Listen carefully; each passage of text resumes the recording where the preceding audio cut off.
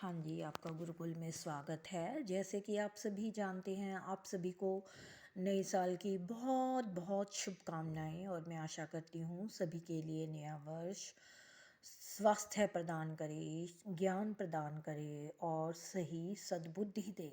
ठीक है, चलिए आज हम स्वर और व्यंजनों के बारे में संक्षिप्त में करते हैं। कम शब्दों में मैं आपको उसकी एक तरह से रिवीजन करवाती हूँ। ठीक है, देखिए जैसे भाषा की उच्चरित ध्वनियों के लिखित रूप को वर्ण कहते हैं। ठीक है, जो भी ध्वनियाँ हम उच्चरित करते हैं और उसको फिर लिखित रूप को हम वर्ण कहते हैं। ठीक है, जो हिंदी भाषा है उसमें दो प्रकार के वर्ण होते हैं।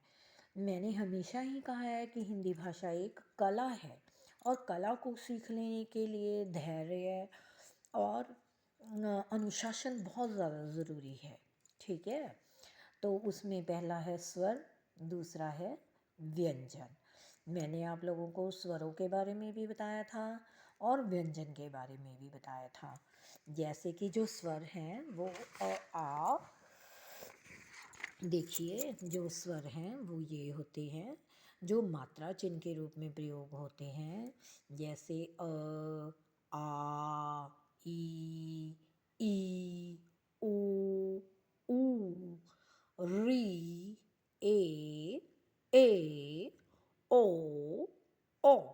ठीक है, मैंने आपको इस स्वर में ये भी बताया था कि जब आप इसका उच्चारण करते हैं, जैसे ये अ है। ठीक है, ये जो अ है ये सभी व्यंजनों में सम्मिलित होता है, लेकिन जो आ है ये मात्रा के रूप में होता है। ठीक है, छोटी ई, बड़ी ई, जो आप देखेंगे मैंने आपको ये भी बताया था कि जब आप छोटी ई का उच्चारण करते हैं तो जो साथ में अक्षर लगा होता है उस पर जोर ज़्यादा होता है, इसकी आवाज़ कम आती है। लेकिन बड़ी की मात्रा में बड़ी ई की आवाज़ ज़्यादा होगी और अक्षर की आवाज़ कम होगी। ठीक है, तो ये सारे क्या हैं, व्यंजन और ये इनकी मात्राएं। ठीक है, और ये जो स्वर हैं वो व्यंजनों के साथ ही प्रयोग में आते हैं, वैसे स्वतंत्र रूप में मात्रा के रूप में प्रयोग में आते हैं। ठीक है, अच्छा, अब इसके बाद है व्यंजन। ठीक है, व्यंजन जो होते हैं वो मैंने आपको बताया था कि मतलब स्पर्श होते हैं, अंतस्थ होते हैं, ऊष्म होते हैं, तरह तरह के व्यंजन होते हैं। तो उनके बारे में मैं आज आपको बताना चाहूँगी। देखिए जैसे ये क से लेकर जो फ बिंदी तक जो ये व्यंजन हैं ये सभी स्वर की सहायता से ही बोले जाते हैं, यानी इन्हीं सभी में अ स्वर सम्मिलित है। ठीक है, तभी ये बोले जाते हैं। अगर इनमें अ नहीं होगा तो क्या होता है, मैंने आपको बताया था इसके नीचे ऐसे सभी अक्षरों के नीचे हलंत लगा होता है। ठीक है, ये सारे स्पर्श व्यंजन कहलाते हैं। कौन कौन से, प की मात्रा तक, म तक। ठीक है, जैसे पहली लाइन को कवर्ग बोलते हैं, दूसरी को चवर्ग, टवर्ग, तवर्ग और पवर्ग। ठीक है, समझ आई।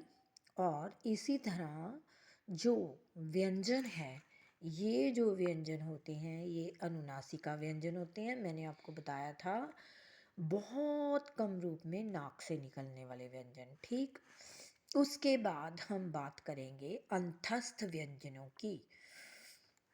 अंतस्थ व्यंजन होते हैं जैसे ये य, र, ल और व। और उसके बाद ऊषम व्यंजन श, श, स, ह। ठीक है, समझ आई। और ये जो ज बिंदी फ बिंदी है इन्हें आगत व्यंजन कहा जाता है। इसके अलावा दो और नए व्यंजन सम्मिलित किए गए हैं, ड बिंदी और ढ बिंदी।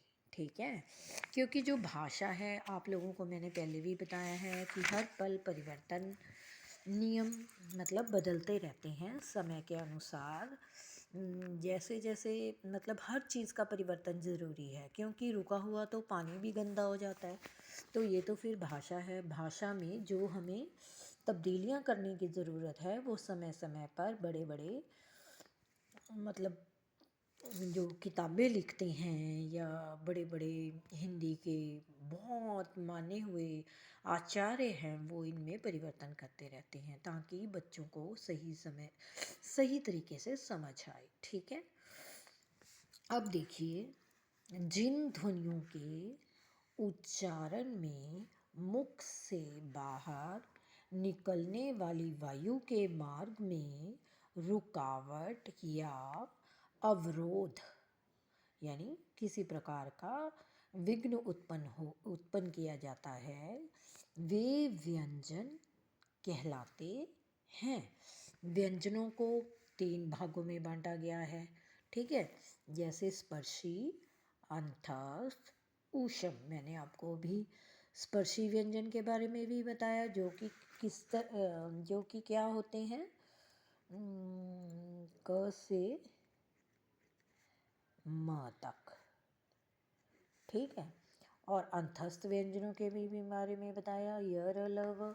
और ऊष्म व्यंजनों के बारे में भी बताया, श श स ह। ऊष्म इसलिए कहा जाता है क्योंकि हमारे मुख के अंदर से जब हम उन्हें बोलते हैं तो श्वास जो हमारी वायु है मुख के अंदर, वो घसीटते हुए बाहर निकलती है। ठीक है, आप इन्हें जब बोलने का प्रयास करेंगे तब आपको पता चलेगा। नेक्स्ट जो है हमारा ये जो वीडियो है वो थोड़ा लंबा हो जाएगा। जब कोई स्वर रहित व्यंजन किसी अन्य स्वर युक्त व्यंजन के साथ मिलकर बोला जाता है तो उसे संयुक्त व्यंजन कहते हैं। संयुक्त व्यंजनों के बारे में भी मैंने आपको बताया था कि जो संयुक्त व्यंजन होते हैं वो कैसे प्रयोग में आते हैं। जैसे मैंने आपको बताया था, जो श वर्ड है, त्र वर्ड है, जैसे क